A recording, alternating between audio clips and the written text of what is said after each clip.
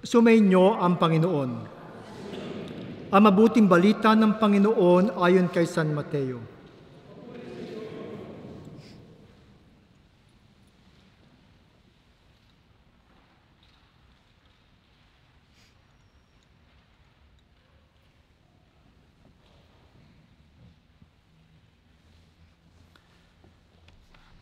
Si Jesus ay pinanganak sa Bethlehem ng Judea noong kapanahunan ni Haring Herodes.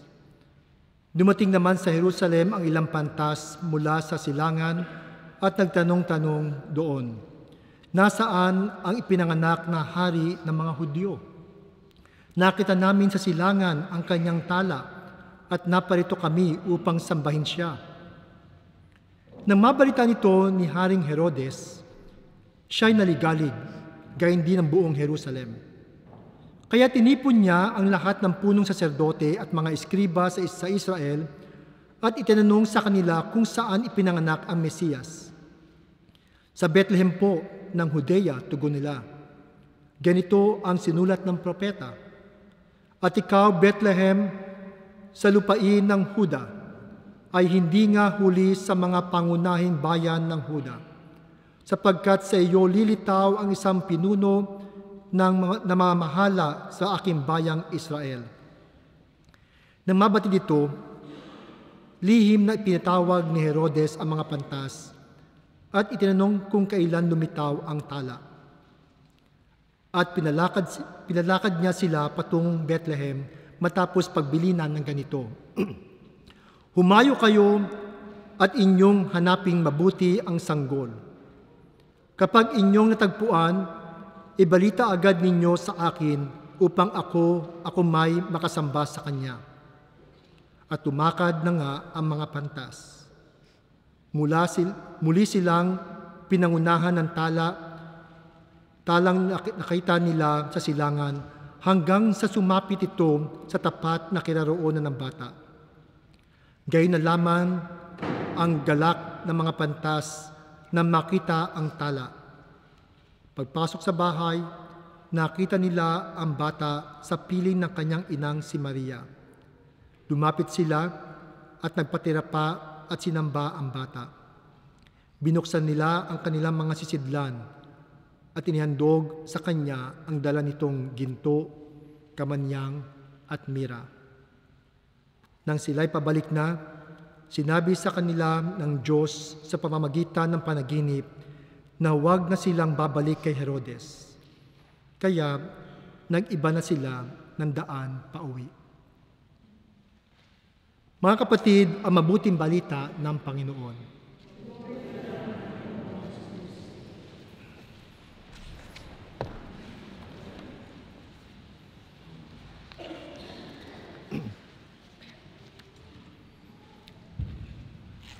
Magandang gabi sa inyong lahat. Merry Christmas uli. Happy New Year. Happy Three Kings. Nabigyan ka ba ng regalo nung nakaraang Pasko? Nakatanggap ba kayo? Hindi pa? Sorry, busy pa ako ha. O kaya naman, nagbigay ba kayo ng regalo nung Pasko? Mga kapatid, sabi nga nila, pwede pang magbigayan ng regalo hanggang ngayon. Sapagkat ngayon ang huling linggo ng kapanahunan ng Pasko. Pero, mag-iingat kayo sa mga recycled gifts. Diba? Ay nako, ako mismo, nabiktima na ako dyan. That was my embarrassing moment in my life. Alam niyo ba, nung ako'y nasa Pilipinas pa, puro pa ako yun, no? Siyempre, pag may nagregalo sa akin, nilalagay ko sa isang box yung hindi ko kailangan. Tapos, kapag may nag-birthday o mga okasyon na yun, maghanap ako, ano kaya maganda sa kanya rito? Ito. Tapos babalutin ko na lang, tapos paliregalo ko uli. Diba? Kasi puro pa lang tayo sa Pilipinas eh. No? So, minsan, umatid ako ng birthday party at nagdala ko ng isa sa mga recycled gifts ko. So pagdating doon, sabi ko sa kanya, alam ba, ikaw naisip ko nung binili ko to. Talagang pinaghandaan ko ito para sa iyo. Oh, sweet mo naman, Father. Oo. Eh di mga kaibigan, no? Open, open, open. So, ganoon nga, sa harap nila, binuksan yung regalo. Pagbukas sa regalo, parang hindi siya masaya, parang sumimangot. Sabi ko, oh, gusto mo ba? Okay ba sa'yo? Okay ba? Okay? Sabi niya, Father, eto yung regalo ko sa yung birthday mo. Nakakahiya, di ba? Alam niyo, sa ibang bansa, ang Epipanya ay tinatawag nilang ikalawang Pasko. Actually, sa ating mga Katoliko, ito ang ating second Christmas. Sa Eastern churches, katulad sa mga Orthodox countries, no, ito ang kanilang tunay na Pasko. Alam niyo, na-witness ko to, ewan ko lang kung sino rito mga taga Laguna, no, merong bahagi sa Laguna, katulad sa Mohon, sa Liliw, sa Kalumpang, no? Kapag araw ng Pasko sa atin, December 25, tahimik ang kanilang bayan. Pero kapag January 6, doon mo makikita ang daming bata sa labas. Nakasuot na pamasko, may mga dalang regalo, mga nangangaluling, ang mga bahay, talagang daming pagkain. Siguro, isa sila sa mga bayan na naimpluwensyahan ng Orthodox churches. Dito rin kasi nakukumpleto ang mga tauhan sa Belen. Sa pagdalaw ng mga pantas o sa ating mga mas nakikilala natin sa tawag na Three Kings. Alam niyo, may kwento ako. Isang kura paroko, alam niyo yung kura paroko? Parish priest, okay? Na nililigaluhan siya ng kanyang mga parokyano kapag Pasko. Yung kanyang parokya, napakaliit lang. Kaya talagang halos kilala niya lahat ng tao sa parokya. Alam niya pati mga businesses, no? Kung anong tindahan meron siya, kung saan siya nakatira, no? Kabisado ng pare. So, may mga batang lumapit sa kanya para maghandog ng regalo. Okay? So, nauna, yung isang bata, sabi niya, Father, Merry Christmas. No? E di sabi ng pare, uy, ang sweet mo naman. Alam ko yan. Alam ko yung kung laman yan. Ano po? Cookies. Father, paano nyo nalaman? Obvious ba? May bakery kayo? Yun. Pagkatapos naman, lumapit yung pangalawang bata. Father, galing message pa. Sabi niya, alam ko laman nito. Sapatos. Father, paano yun nalaman? Hello, box pa lang. Tsaka meron kayong pagawaan ng sapatos. Ang galing naman ni Father. Pangatlo, may nabigay sa kanya. Sabi niya, ito gusto ko. Kasi itong pamilyang to, merong tindahan ng mga alak. Itong paring to mahilig sa alak eh. No?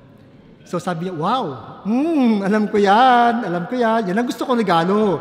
No? Kaya lang pagbigay sa kanya ng bata, sabi niya, ano to? Mukhang nakalimutan niya talaga ng takip. Medyo natapon yung alak, no? Kasi sabi niya, okay, sige. Alam ko kung ano naman ito, pero huhulaan ko kung anong brand. Okay? Mompo? Hindi po. Champagne? Hindi rin po. Ba't ganun? Baileys? Hindi rin po. Ano yan? Buksan niyo po, Father. Ano ba ito? Alam ko, ano to? Alak to eh. Makita nga. Ay, ano to? Tuta! Umihi pala. Bastos.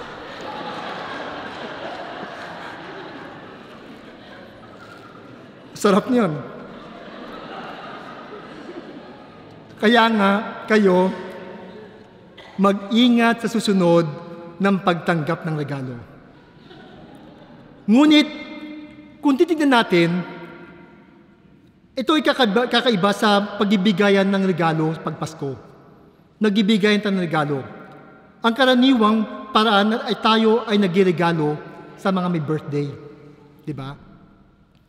Ngunit, sa pagdiriwang ng Pasko, yung may birthday ang nagbigay ng regalo sa atin.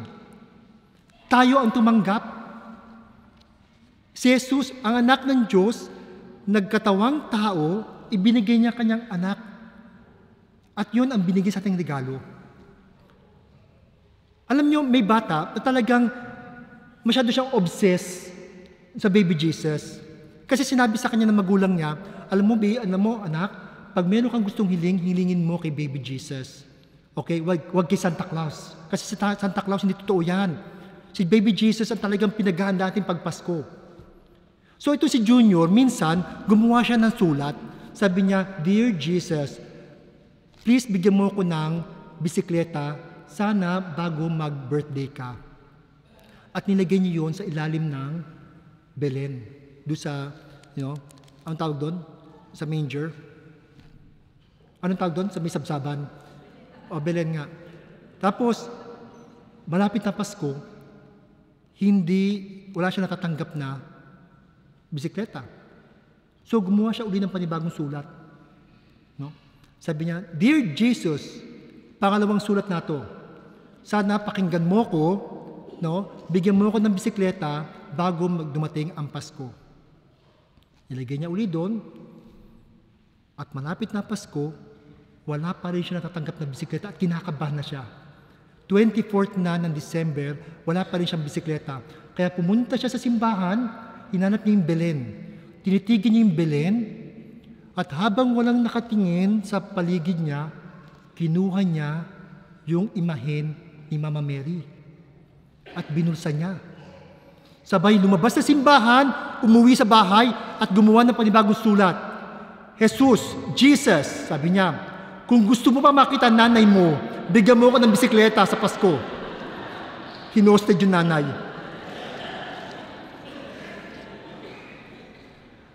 Ang Epipanya ay nagsasabi sa atin na may Diyos at nagbigay ng dakilang regalo sa atin nang ibinigay niya ang kanyang bugtong na anak upang tayong lahat ay maligtas.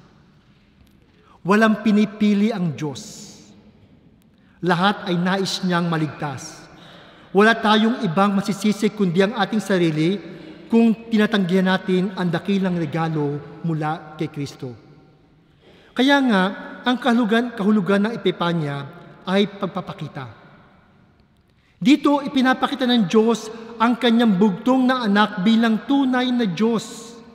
Tunay na tao at tunay na hari sa pamamagitan ng tatlong regalo niya.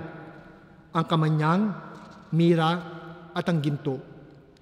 Ngayon, paano ko ba pinapahalagahan ang kaligtasang bigay sa akin ng Panginoon? Patuloy ba ako sa paggawa ng kasalanan? Sa pagkakahumaling sa mga bisyo? Sa pagpapairal ng masasamang pag-uugali? May magandang ginawa ang mga pantas. Pagkatapos nilang makita ang sanggol at pagbawalan ng anghel sa panaginip, nag-iba sila ng landas. Hindi sila bumalik kay Herodes. Mga kapatid, marahil oras na tulad ng mga pantas, na talikuran natin ang ating dating daan at tahakin ang bagong daan. Huwag na nating balikan ang malawak na daan na masasamang pag-uugali at pilitin nating tahakin ang daang makitid ng pagbabagong buhay. Ang kaligtasang regalo ni Jesus ay para lamang sa mga wais, tulad ng mga wise men. Ikaw, isa ka bang wise na Kristiyano? Pagpalain nawa kayo ng may kapal. Amen.